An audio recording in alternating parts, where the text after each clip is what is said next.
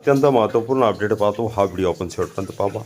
शिक्षण शैक्षणिक राज्यातील 4 महत्त्वपूर्ण घडामोडी 22 जुलै 2026। नमस्कार मित्रांनो, चॅनलमध्ये आपले सर्व स्वागत आहे। तत्पूर्वी आपण नवीन असाल चॅनल आत्ताच सबस्क्राईब करा, समोरील बेल आयकॉनला क्लिक करा।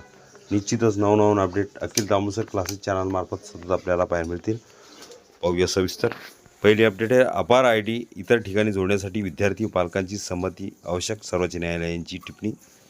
विद्यार्थी अपार automated permanent academic account registry ID आधार किंवा इतर शासकीय डेटाबेसशी जोडण्यापूर्वी संबंधित विद्यार्थी किंवा पालकांची स्पष्ट संमती घेणे आवश्यक असल्याचे सर्वोच्च न्यायालयाने स्पष्ट केले आहे। विद्यार्थ्यांच्या गोपनीयतेच्या आणि वैयक्तिक माहितीच्या संरक्षणाचा अधिकार अबाधित ठेवणे ही शासनाची जबाबदारी असल्याचे न्यायालयाने नमूद केले आहे। अपार IDमुळे विद्यार्थ्यांच्या शैक्षणिक निधी नोंदी डिजिटल स्वरूपात उपलब्ध होणार असल्या तरी त्याचा वापर करताना डेटा सुरक्षेला सर्वोच्च प्राधान्य द्यावे असेही न्यायालयाने सांगितले आहे।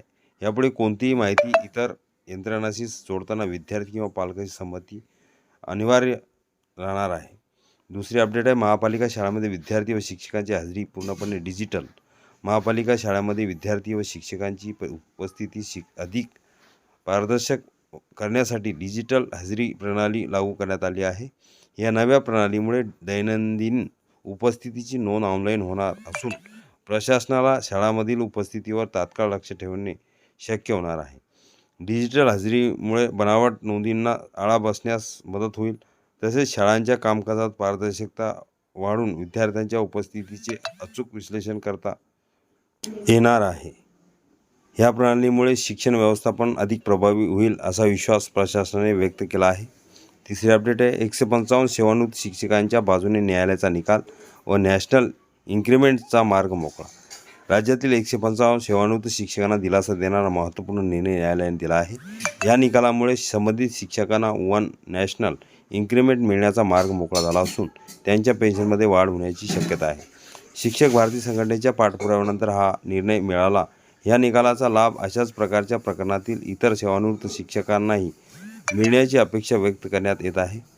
संघटनेने ह्या निर्णयाचे स्वागत करत सरकारने तातडीने अंमलबजावणी करावी अशी मागणी केली आहे। चौथी अपडेट आहे, सोनम वांगचुक यांच्या आंदोलनाला माध्यमिक शिक्षक संघटनेचा पाठिंबा। शिक्षणातील सुधारणा आणि परीक्षा व्यवस्थेतील पारदर्शकतेसह विविध मागण्यांसाठी उपोषण करणारे शिक्षणतज्ज्ञ सोनम वांगचुक यांच्या आंदोलनाला माध्यमिक शिक्षक संघटनेने पाठिंबा जाहीर केला आहे। संघटनेच्या पदाधिकाऱ्यांनी केंद्र सरकारने शिक्षण क्षेत्राशी संबंधित प्रश्नावर सकारात्मक भूमिका घ्यावी आणि वांगचुक यांच्या मागण्यांचा गांभीर्याने विचार करावा अशी मागणी केली। विद्यार्थी, शिक्षक आणि देशाच्या शिक्षण व्यवस्थेच्या हितासाठी संवादातून तोडगा काढण्याची गरज असल्याचे संघटनेने आपल्या निवेदनातून नमूद केले आहे। हा व्हिडिओ उपयोगी वाटला असेल लाईक, शेअर आणि अखिल दामोदर क्लासेस चॅनलला सबस्क्राईब करा, लाईक करा, कमेंट्स करा, मित्रांना शेअर करायला विसरू नका। असे नवनवीन अपडेट आपल्यापर्यंत सहज पोहोचतील।